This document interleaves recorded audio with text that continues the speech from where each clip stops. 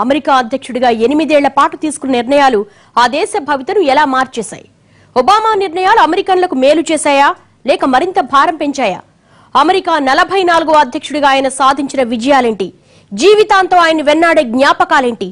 8 ఏళ్ల పాలనలో చేసిన తప్పిదాలేంటి? తొలి ఆఫ్రో అమెరికన్ అధ్యక్షుడిగా బరాక్ ఒబామా ఆ దేశ చరిత్రను మార్చేస్తాడని, తాను ఎన్నికల్లో చెప్పిన మార్పును ఆచరణలో చేసి చూపిస్తాడని అంతా అనుకున్నారు. కానీ గడిచిన 8 ఏళ్లలో ఒబామా పనితీరు చూస్తే మిగిలిన అందరి రిపబ్లికన్ల మాదిరిగానే ఉంది తప్ప కొత్తదనం ఏమీ లేదు. కాకపోతే మిగిలిన అధ్యక్షుల ప్రజలకు దూరంగా ఉండకుండా వారితో కలిసిపోతూ వచ్చాడు ఒబామా.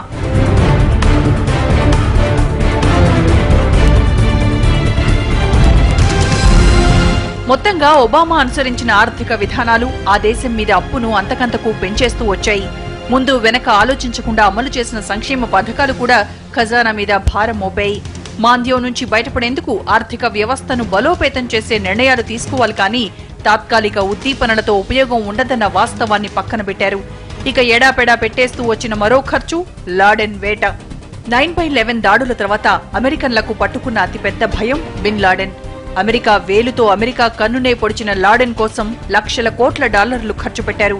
కానీ అది బుష్ వల్ల కాలేదు. కానీ ఒబామా మాత్రం దాడులు జరిగి 10 ఏళ్లు కాకముందే పాకిస్తాన్లో దాక్కున్న లాడెన్ ను వేటాడి వెంటాడి హతమార్చారు. కానీ లాడెన్ అన్వేషించడానికి అంతం చేయడానికి పెట్టిన ఖర్చుతో ఖజానా మీద భారం బాగా పెరిగింది. ముఖ్యంగా ఆర్థిక సంక్షోభాన్ని ఏమాత్రం తగ్గించేందుకు ప్రయత్నం చేయలేదు. దీంతో అప్పుల భారం మరింతగా పెరిగింది. 5 ఏళ్ల కిందట లాడెన్ అంతం చేశానంటూ విర్రవీగిన ఒబామా ఆపై లక్షలాది మంది లాడెన్లకు ఊపిరిపోస్తున్న ఐసిస్ లాంటి ఉగ్రభూతాన్ని మాత్రం ఏమీ చేయలేకపోయాడు. సిరియాలో నరమేధం సృష్టిస్తున్న ఐసిస్ ఉగ్రభూతం ఇప్పుడు అమెరికాపైనే గురిపెట్టింది. తాజాగా తమపై దాడులు చేస్తున్న 70 మంది అధికారుల హిట్ లిస్ట్ రిలీజ్ చేసి అగ్రరాజ్యానికి సవాల్ విసిరింది. నిజానికి గత 5 ఏళ్లుగా అంతర్జాతీయంగా పెచ్చురిల్లుతున్న తీవ్రవాదాన్ని మాత్రం అంతం చేయలేకపోయాడు.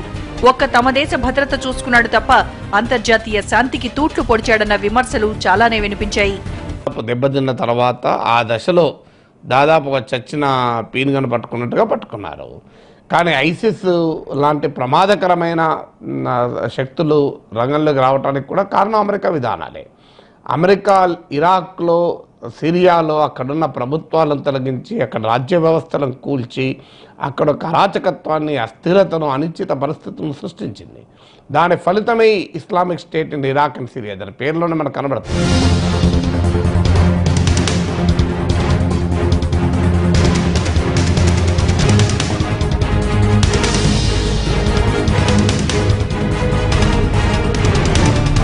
భారత్ లాంటి దేశాలు ఎన్నిసార్లు చెప్పినా అంతర్జాతీయ తీవ్రవాదాన్ని అణచడంలో దారుణంగా విఫలమయ్యాడు.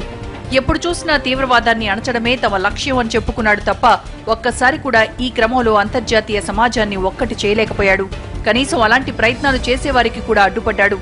అంతర్జాతీయ సమాజంలో తనకు ఎదురు తిరిగిన చాలా దేశాలను ముప్పతిప్పలు పెట్టాడన్న విమర్శలు వచ్చాయి. లిబియా అధ్యక్షుడు గడాఫీని హత్య చేసింది ఆ దేశ తిరుగుబాటుదారులే అయినా వారి వెనక నాటో దళాల హస్తం, అగ్రరాజ్య వ్యూహం ఉన్నాయన్న విమర్శలు వినిపించాయి. మొత్తంగా 8 ఏళ్లు కబుర్లతోనే కాలక్షేపం చేశాడు. కనీసం అమెరికన్లకు కూడా అనుకున్నంత స్థాయిలో ఉద్యోగాలు కల్పించలేకపోయాడు. తమ దేశంలో పనిచేస్తున్న వలసదారుల మీద పరోక్షంగా కఠిన నిర్ణయాలు తీసుకుంటూ వచ్చాడు. వీసా నిబంధనలు మరింత కఠినతరం చేస్తూ రావడంతో చాలా మంది వలసదారులు తమ దేశాలకు తరలి వెళ్లాల్సొచ్చింది. ఇక ఎంతో ఆర్భాటంగా తీసుకొచ్చిన హెల్త్ కేర్ బిల్లు కూడా ఆశించినంత ఫలితాలు ఇవ్వలేకపోయింది. అవుట్ సోర్సింగ్ విషయంలో ఎన్నికల సమయంలో చేసిన మాటలు, చూపిన దూకుడు తర్వాత కాలంలో పెద్దగా రంగంలోకి దిగలేదు. కానీ కొన్ని సంఘటనలు మాత్రం జరిగాయి. ఉదాహరణకు మన ఇండియన్ ఐటీ కంపెనీల పైన అదనపు భారాలు వేసేటువంటి చర్యలు కూడా ఒబామా కాలంలోనే జరిగాయి. మెక్సికో అమెరికా సరిహద్దున భద్రతను పెంచేందుకు నిధులు కావాలని చెప్తూ H1B అలాగే ఇతర వీసాల ఫీజులు పెంచేశారు. భారతదేశ ఐటీ కంపెనీల పైన అదనపు భారాలు మోపేటువంటి ప్రయత్నం కూడా ఒబామా కాలంలోనే జరిగింది. హనుమంతుణ్ణి పూజిస్తాడు, భగవద్గీతను గౌరవిస్తాడు, మహాత్ముణ్ణి ఆరాధిస్తాడు. కానీ ఇవన్నీ ఆచరిస్తాడా అంటే అనుమానమనే చెప్పాలి. ఎప్పుడు చూసినా భారత్ మీద వల్లమాలిన ప్రేమ కురిపించే ఒబామా వాస్తవంగా మాత్రం భారత్ కి చేసిన మేలు కన్నా కీడే ఎక్కువ. పదవిలో ఉండగా 2 సార్లు భారత్ విచ్చేశాడు. ఇలా పదవిలో ఉండగా 2 సార్లు భారత్ వచ్చిన మొదటి అమెరికా అధ్యక్షుడు ఒబామాయే. ఎప్పుడు చూసినా భారత్ మీద సవతి ప్రేమే ఒలకబోస్తూ వచ్చారు. తన హయాంలో 2 సార్లు ఇమ్మిగ్రెంట్ వీసా నిబంధనలు మార్చి భారతీయుల మీద ప్రతికూలంగానే వ్యవహరించాడు. మొత్తంగా ఒబామా అమెరికన్లకే కాదు, ఇండియన్లకు కూడా చేసిందేమీ లేదు. తొలినాటి నుంచి అమెరికన్ ఎన్ఆర్ఐలంతా డెమోక్రాట్లకు అనుకూలంగా ఉంటూ వస్తున్నారు. కానీ వాళ్ల హయాంలో ఎన్ఆర్ఐలకు జరిగిన మేలు కన్నా నష్టమే ఎక్కువ. అందుకు ఒబామా హయాం కూడా అతీతమేమీ కాదు.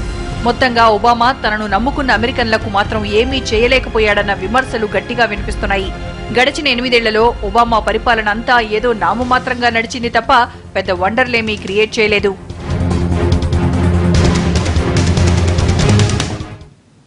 ఇది వాళ్ళ స్టోరీ బోర్డ్. మరంశంతో మళ్ళీ కలుద్దాం. నమస్తే.